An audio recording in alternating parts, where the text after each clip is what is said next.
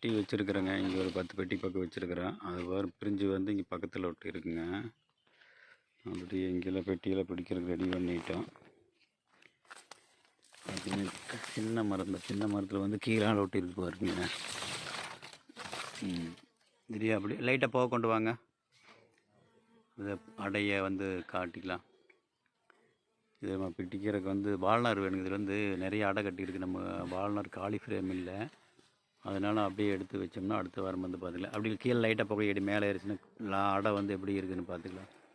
லைட்டாக புகையடி இப்போ வந்து இது எதுவுமே வந்து பெட்டியே இல்லாமல் எப்படி கட்டிக்குதுன்னு பாருங்கள். லாஸ்ட் அடி கொஞ்சம் அடி புழு அடை பாருங்கள் எப்படி இருக்குதுன்னு. நல்லா போதும், ஓகே. நல்லா பார்த்தீங்கன்னா புழு அடை பாருங்க எப்படி இருக்குதுன்னு பாருங்கள். நல்லா வந்து இயற்கையாகவே இது வந்து நல்லா வளருது பாருங்கள். ஆனால் இந்த தேனி வந்து தமிழ்நாட்டில் வளராது அப்படின்ட்டாங்க. எவ்வளோ புழுவாடை வந்து இயற்கையாக கட்டி புழுவாடை எப்படி இருக்குன்னு பாருங்கள். இது நம்ம பெட்டிக்கு பிடிக்கிறது எப்படின்னு பார்க்கலாம். எப்படி கட்டிடுதுன்னு பாருங்கள். இவருக்கு கண்ணு மரத்தில் கட்டிக்கு பார்த்திங்கன்னா மேலே ஒட்டிகிட்டு இருக்குது. அறுவல் எடுத்து அப்படியே அந்த பெட்டி அடியில் பிடிங்க. ஒரு சேக் பண்ணிட்டோம்னா அப்புறம் வெட்டி வச்சுக்கலாம். கொண்டாங்க. நல்லா புகை அடிச்சுட்டு அடியில் பிடிங்க. நல்லா லைட்டாக புகை அடிச்சிட்டிங்கன்னா தேனியெல்லாம் கொஞ்சம் லைட்டாக மயக்கமாயிடும். அப்புறம் கீழே டக்குன்னு பெட்டிக்குள்ள விழுந்துட்டு இருந்தாலுமே இன்னும் கொஞ்சம் அப்படியே வச்சுங்க. எப்படி அடிக்கிறேன்னு பாருங்கள். அது அப்படியே பிடிச்சிங்க. ஓகே. ஒரு சேக் பண்ணால் எல்லாம் கீழே விழுந்துடும். அறுவாள் இருக்குது எடுத்துட்டிங்களா? அது சும்மா ஒரு அடி விட்டு மட்டையை வெட்டிங்க. போதும் விட்டு போகும். வெட்டிங்க. அடை எப்படி கட்டிக்கன்னு பாருங்கள். எத்தனை அடை கட்டிக்கன்னு பாருங்கள். இயற்கையாக ஃபுல்லாக குயின் இருக்குன்னு பாருங்கள். பெட்டிக்குள்ள விழுந்துருக்குன்னு பாருங்கள். அதுங்க மெதுவாக வெட்டணும். டூராட் பார்த்தீங்கன்னா ஒவ்வொன்றும் கட்டாயி விழுது. டூராட் எப்படி இருக்குன்னு பாருங்கள். குயின் எங்கே இருக்குது? குயின் மேலே வந்துருக்கு பார்த்தீங்கன்னா. குயின் இங்கே தான் இருக்குது. ரைட். அதுவும் கட்டாயி விழுது. எடுங்க. எல்லா அடையும் எடுத்துங்க. அந்த அடையும் எடுத்துங்க. கொஞ்சம் வால்நார் எடுத்துகிட்டு வாங்க.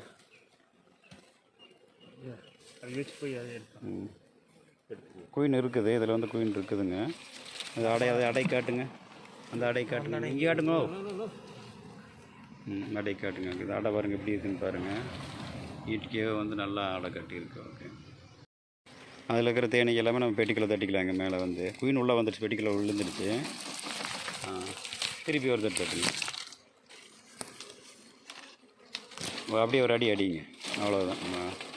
அப்படியே திருப்பி வச்சுருங்க. அடை பாருங்கள் எப்படி கட்டிங்கன்னு தள்ளிக்கு.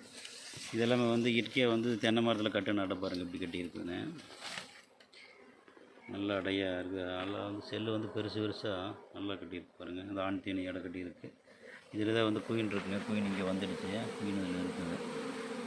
பெட்டிக்குள்ளே குயின் இருக்குதுங்க. கிட்டுங்க. எல்லாம் பார்த்தீங்கன்னா என்ன பண்ணுறதுனாக்கா அங்கே வந்து பழைய மட்டையை வெட்டிட்டோம். இங்கே பார்த்திங்கன்னா ஒரு மட்டையை வெட்டி எடுத்துட்டோம். அப்புறம் மறுபடியும் மேலே இருக்கிற மட்டையில் போய் ஒட்ட பார்க்குதுங்க. அது விட்டாலும் குயின் பெட்டியில் இருக்கிறனால எல்லாமே பெட்டிக்கு வந்து நம்ம அடையெல்லாம் வால்நார் போட்டு கட்டி எடுத்து வச்சுக்கலாம். பாருங்கள். வால்நார் ரெடி பண்ணியாச்சு. பார்த்திங்கன்னா வால்நார் இந்த மாதிரி வால்நார் வந்து தண்ணியில் நனைச்சிக்கணும். தண்ணியில் நனைச்சி நல்லா புழிஞ்சு எடுத்துக்கணும். புழிஞ்சு எடுத்துகிட்டு அப்புறம் ஓட்டை போட்டு கட்டிடணும்.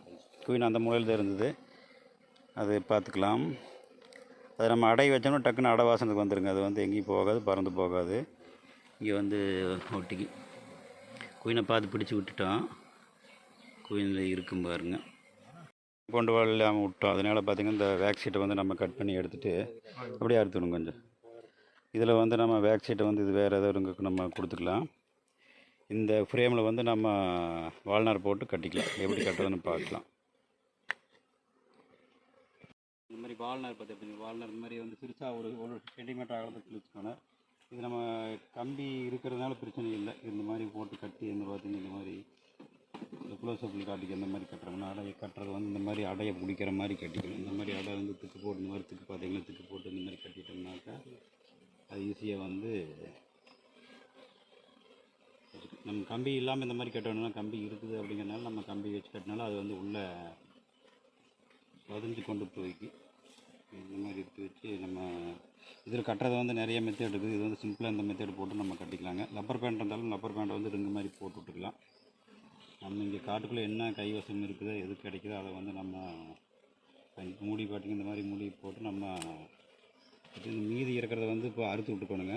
அப்புறம் அடுத்த வாரம் பார்த்திங்கன்னா வந்து கொஞ்சமாக எல்லாமே கடித்து எடுத்ததுக்கப்புறமா நம்ம மறுபடியும் அதை க்ளீன் பண்ணி விட்றணும். அதுக்கு நம்ம வந்து எந்த அளவுக்கு வேலை செய்ய முடியுமோ அந்த அளவுக்கு நம்ம வேலை செய்யணும். 3 அடையும் இந்த மாதிரி போட்டு கட்டி வச்சுக்கலாங்க.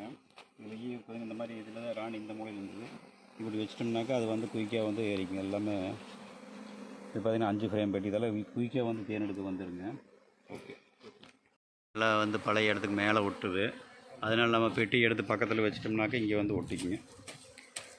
இது இப்போ நம்ம 3 அடையை போட்டுங்க, மெதுவாக எடுங்க. 3 அடையை போட்டு அதனால் இங்கே வந்து வச்சுக்கோங்க. இந்த மாதிரி நம்ம ஒரு 3 அடையை போட்டாச்சு. அதுபோக எக்ஸ்ட்ரா வந்து நம்ம வர்றதுக்கு 10 நாள் 15 நாள் ஆகும் அப்படிங்கிறனால இந்த மாதிரி ஒரு வேக் ஷீட் போட்டாச்சுங்க.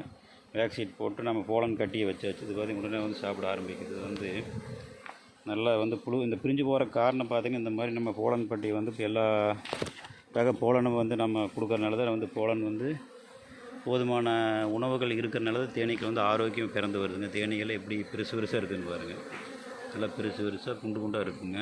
அப்புறமா வந்து எல்லாமே நல்லா பிறந்து வரும், ஊனம் இல்லாமல் நல்லா ஆரோக்கியம் பிறந்து வருங்க. அதிக தூரம் போய் தேன் எடுத்துகிட்டு வருங்க. அதுதான் அந்த போலான் பட்டியினுடைய ரகசியமே.